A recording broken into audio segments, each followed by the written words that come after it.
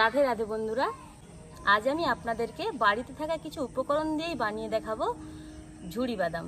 ঝুরি বাদাম বানানোর জন্য বাইরে থেকে কিছুই কেনার প্রয়োজন নেই, বাড়িতে থাকা উপকরণ দিয়েই বানানো যায়। তো অল্প একটু হলুদের গুঁড়ো, পরিমাণ মতন লবণ,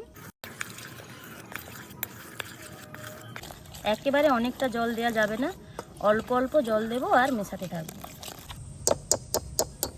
খুব ভালোভাবে মেশানো হয়ে গেছে। এখানে আমি একটা বোতল নিয়েছি যার মুখটা এরকম ছিদ্র করা আছে। তেলটা আমার খুব ভালোভাবে গরম হয়ে গেছে, এবার আমি ব্যাটারটা দিয়ে দিচ্ছি।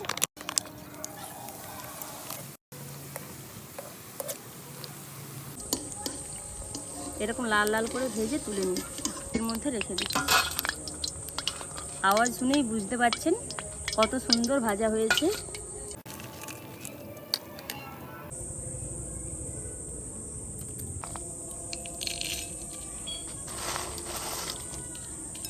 এত সুন্দরভাবে ভাজা হয়েছে